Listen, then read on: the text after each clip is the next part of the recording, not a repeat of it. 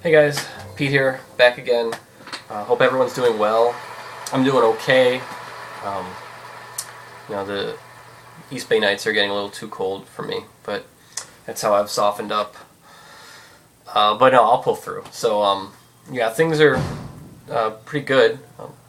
I'm gonna finally respond to the 70s thread that I wanted to do, a month, 2 months ago, whenever it was, where you pick one release for each year of the decade. And it seems only fitting that, I responded to the 80s thread while the 70s thread was happening. And now I'm responding to the 70s thread while the 90s thread is happening.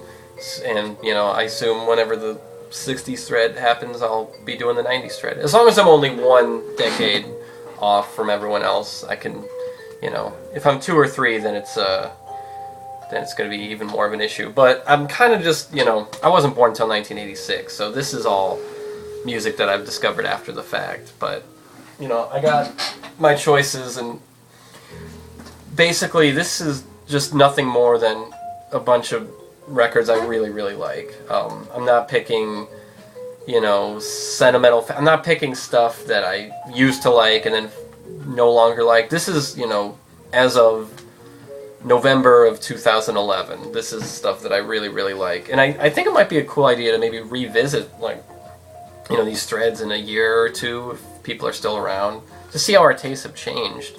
At least that's what I'm thinking about doing. Because, it's always changing, it's always growing. And who knows, I could have a completely different set of records next time. I could have had a completely different set right now. I mean, this is really hard to pick just one. But yeah, these are just records I really like. Not trying to represent the era or anything like that. But yeah, leave comments if you agree, disagree. I'm just going to start right off. 1970 I picked the Beach Boys, Sunflower. I really, really like the 70s Beach Boys, at least this period right here. It's a really nice gatefold record that opens up. And for a while, I was actually kind of obsessed with this group. I loved just everything about, the production of Brian Wilson and stuff like that. And then the stuff after Pet sounds really good. This record might just be the best, actually. But I really wanted to represent the Beach Boys here. Surf's Up is really good too. This one is really good. And I also wanted to include Dennis Wilson's Pacific Ocean Blue, but I couldn't, just couldn't pick it all. But yeah, that's really good stuff. There's a lot of input from the other guys on here. I don't want to ramble too much, but Dennis Wilson has like 3 songs or 4 songs. They're really good. Brian does This Whole World. That's one of his best songs. Cool Cool Water at the last track is one of the coolest things I've ever done. So get that if you're interested in the Beach Boys at all.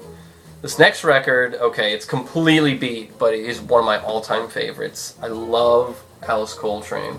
It's A Journey in Satchidananda, or however you say that. And yeah, this record's just beat. I mean, look, the ring wear on it is crazy a lot.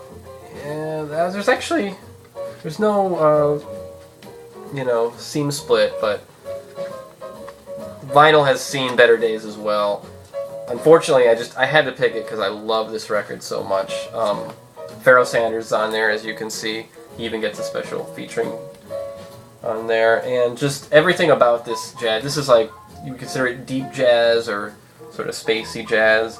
Pharoah Sanders just kills it on here. Cecil McBee kills it on here on bass. I definitely need to upgrade to a nicer copy because I love this record too much to not. Actually, vinyl isn't too bad, but the cover is just so beat. But yeah, I love this record. I could just spend 5 minutes saying how much I like. I should be playing it right now. What I am playing right now, actually, is this is a 70s record. I wasn't going to pick it, but I just really like these guys. Modern Jazz Quartet, Last Concert from 1975, or I think it was recorded November 1974. Good stuff. Happy to play it. So moving right along, Donny Hathaway for 1972. The live album is so good. Every single song is great. Here's another gatefold. But the Ghetto is really the 12-minute version of the Ghetto is just, to me, that is like what soul music is all about.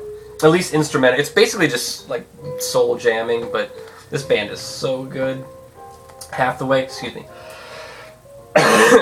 he's a tortured soul, and you can really hear it. You know, I think he ended up committing suicide at the end of the decade, so, which is very sad.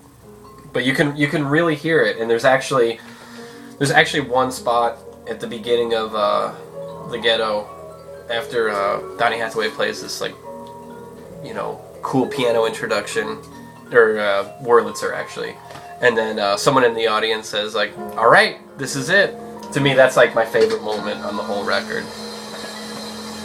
Whoever said that woman was on the money. So here's, okay, now we're shifting gears. 1973, King Crimson, Lark's Tongues in Aspic. Really, really good record. I wanted to represent, you know, prog rock at least a little bit, and this might be my favorite record of theirs. Definitely the coolest band that, you know, Robert Fripp ever had. Bill Bruford and David Cross on violin. John Wetton wasn't the best singer, but, you know, everything else is just fantastic. Every song pretty much is awesome. Maybe Book of Saturday isn't that great. Everything else is, though. 1974, for some reason this was actually the record that I first thought of when I thought about doing this, and like, first thing that came to my mind was like, well, I know what I'm going to pick for 1974. I guess I just really like it that much. Brian Eno, Taking Tiger Mountain by Strategy. Love this record. Eno, could have easily picked Roxy Music stuff too, but I went with Eno, and I know a lot of people have been showing some Eno. Another Green World is good, but I like this one the best. I love pretty much every song, you know, again, that's the running theme. These records were picked because I pretty much love every song. Same thing with this, 1975, Parliament, Mothership Connection. One of the funkiest records you'll ever hear. I put this on at a party one time, and everyone started dancing. That's how good this is.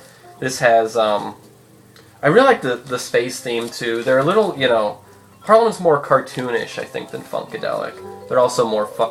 Despite the name, Parliament's actually the funkier of the bands, of the two bands, I think. P-Funk wants to get funked up.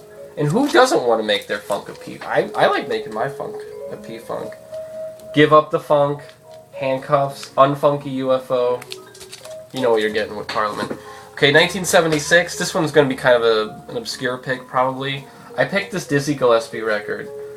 It's Dizzy Gillespie, and he recorded with Machito, I'm pretty sure that's how you say it. This is just this Afro-Cuban jazz record that's so good. It's, you know, kind of, this isn't like, you know, a super, like, jazz masterpiece that everyone, like, knows and loves. Oh, yeah, but it should be. I don't know why it's not. If you look at the cover, it looks super bland. It's not even a particularly flattering picture of the guy. It's cropped. It's, like, not even his full face. It's just boring black and gray. The music inside is, like, completely different. By the way, this came out on the Pablo Records label. Copy is super clean, too. It's just so fresh and exciting, and, you know, there's trumpets, there's trombones, there's saxes, bass, electric piano, drums, African drums, all this kind of stuff. You know, this is kind of like a sweet, side 2 is 3 different Afro-Cuban jazz moods. That's also the name of the title, if I didn't mention it. Anyway, I love this record. Get this if you're interested in Afro-Cuban jazz at all. So, I got some soul, I got some funk, a little bit of jazz. This is sort of soul and jazz and funk all together. Gil Scott-Heron with Brian Jackson. This one's called Bridges. Gil Scott-Heron, if you don't know, he did Revolution Will Not Be Televised. That's probably his most famous song. You should definitely check that one out if you haven't. Oh, kind of got a weird glare here. But, what am I saying here? Anyway, that song isn't on this album, but it's still really good. I would definitely say to check this one out. This one's probably the most consistent record he ever did. Yeah, it's just really good. Really, really good. Moving on to 1978. There we go. Kraftwerk. I definitely wanted to include these guys. This one's The Man Machine. This one is a classic. At least a lot of people love it, and I'm happy to say I love it too. You know, they kind of. This is basically, you know, synth pop before synth pop was even a thing.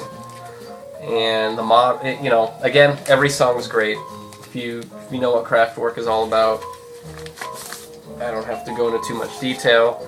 I finally splurged on a copy.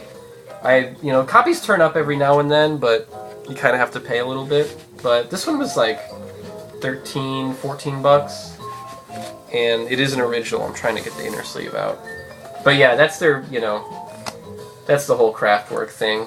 Man versus machine, or man integrated in machine, or man versus computers, or, you know, whatever they're doing.